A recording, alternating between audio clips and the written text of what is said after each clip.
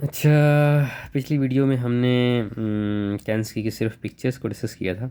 इसमें हम जो कैंस्की का टेक्स्ट है उसमें जो 8-10 पॉइंट्स लिखे हुए हैं वो डिस्कस करेंगे हम, इंट्रोडक्शन के और डायग्नोसिस के। ठीक है, ये दो चीज़ें डिस्कस होंगी। तो इंट्रोडक्शन में हमारे पास जो है वो क्या है कि बेसिकली तो इसकी जो एक बड़ी पेट सी इसने डिफ़ाइन जो किया है कि आरपी है क्या। Inherited diffuse retinal degenerative disease, inherited और डिफ्यूज़ रेटिनल डीजनरेटिव डिजीज़ है, mainly affecting the rod photoreceptors.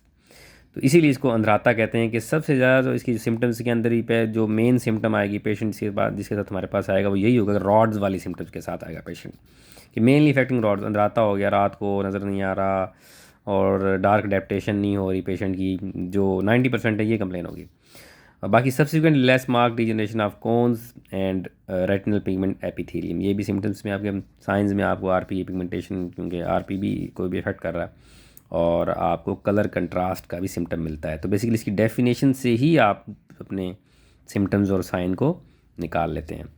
Prevalence क्या है इसका? प्रेवलेंस मोस्ट कॉमन हेरिडिटरी है ये, ठीक है ना। मोस्ट कॉमन जो हेरिडिटरी डिजीज़ में आपका आरपी, आपको ओपीडीज़ के अंदर हर जगह पे आरपी के पेशेंट्स आपको लाजमी मिल जाते हैं, 1 in 3000 टू 1 in 5000। ठीक है, एक बात ये होगी। अच्छा, इनहेरिटेंस पैटर्न पे इसने बात की है कि स्पोरेडिक भी हो सकता है, फेमिलियल भी हो सकता है, और आपका जो है वो हेरिडिटरी भी पैटर्न भी हो सकता है। इसमें तीनों चीज़ें हो सकती हैं।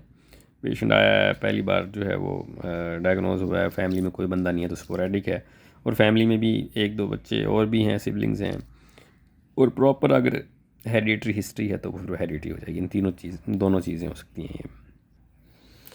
अच्छा, जेनेटिक डिफेक्ट क्या होते हैं इसमें, ये ज़रा एक थोड़ी सी इंटरेस्टिंग भी है और थोड़ी सी इसको समझने की ज़रूरत है, कोई बहुत ज़्यादा नहीं। 100 जीन्स जो है वो लोकाई के इसमें इफ़ेक्ट हो सकते हैं। अच्छा, क्या क्या हैं उसमें? जो 4 चीज़ें बताई हैं कि जीन्स कहाँ पे क्या डिस्टर्बेंस करेंगे।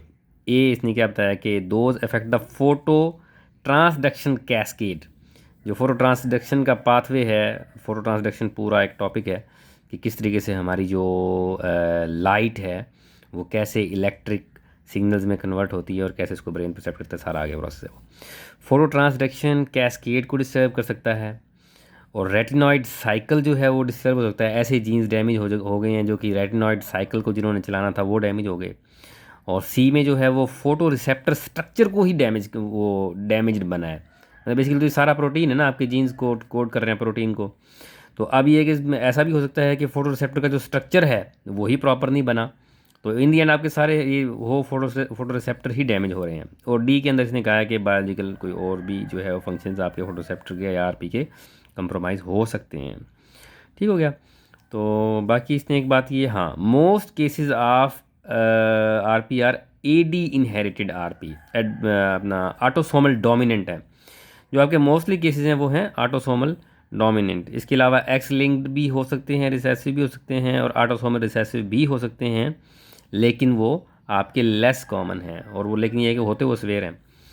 अच्छा जी, दूसरा ये कि 90% cases due to the mutation in the R P G R gene, ठीक है ना, रेटिनल पिगमेंटोसा जीन। ये आपकी 90% जो है ना वो कंप्रोमाइज़ होगा। बाकी सिंड्रोमिक आर पी है और 20-30%।